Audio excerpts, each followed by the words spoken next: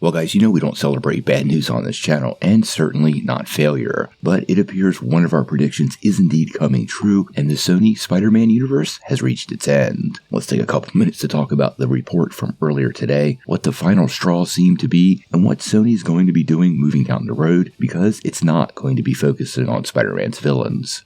Well, for some people, this is going to be pretty bad news, and for others, well, quite welcomed. Now, ahead of their Kraven The Hunter release in theaters this coming weekend, Sony seems to have finally taken notice of all the bad fan feedback, the horrible reviews, the declining box office, and everything else headed south with their Marvel Universe, and finally completely pulled the plug on their Marvel slate.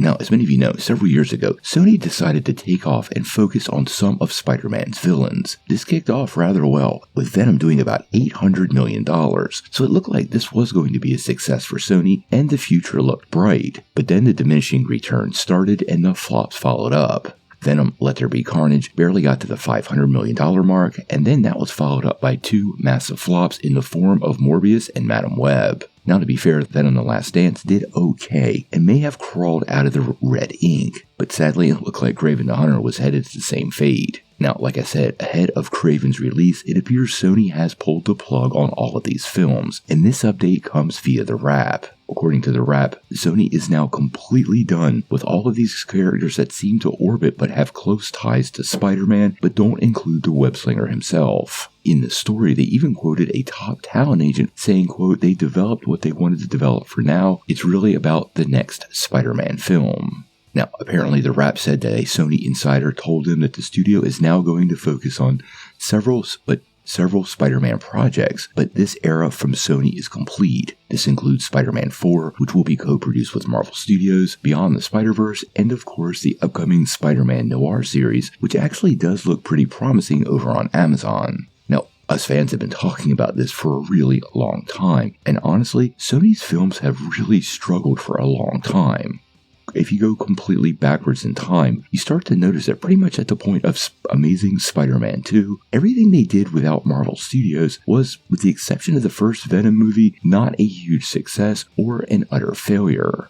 Honestly, their relationship with Marvel is where they're finding the most success, and with all these projects in the red ink, I do understand why they finally gave up, but the big question for many of us fans was, what was the final straw? We've been talking about this for a long time. Lots of failures, lots of canceled projects like El Muerto and Silver Sable, and films and projects that seem to just out and out offend fans. Now, to me, what seemed to be the final straw was CCXP. If you were following the news stories, you may have seen Kraven the Hunter was actually given a screening down in Brazil, and in theory, this should have generated a good bit of hype, but the reports that came in were pretty staggering. Now, according to the Wrap, and I quote, the lights were on, but nobody came. At Brazil's prestigious Comic-Con experience on Sunday, Sony Pictures' surprise panel for Kraven the Hunter, the studio's latest non-Spider-Man movie, played to rows of empty seats, according to individuals in attendance. There were no stars, and there were not that many fans. Just silence where superhero hype should have been.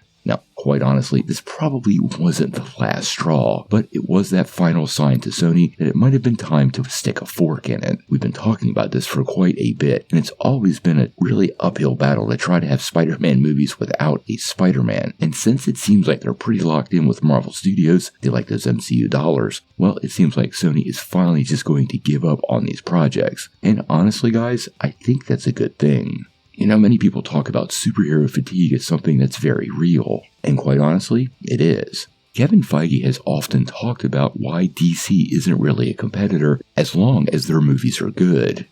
When one studio makes a good superhero movie, it keeps the interest up for that genre, and when it comes to Sony, well, they've been peeing in the pool so much they've made the water even more murky.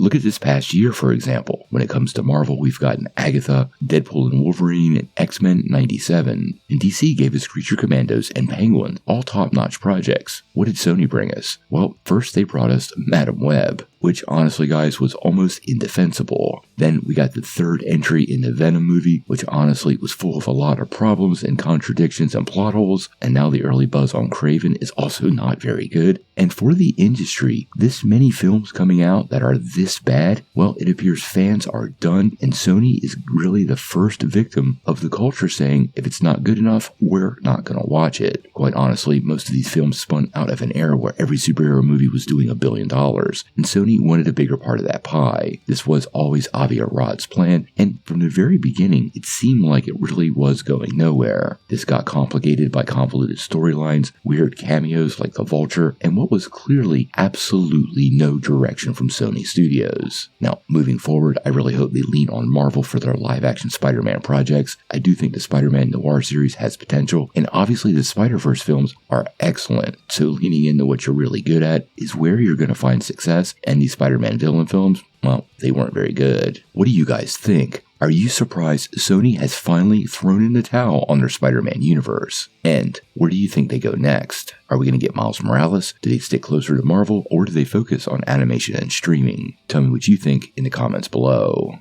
Now, before you take off, make sure you hit that like and subscribe button, ring that bell for all the updates, and make sure you get every notification because we do daily Marvel and DC content and we don't want you to miss any news.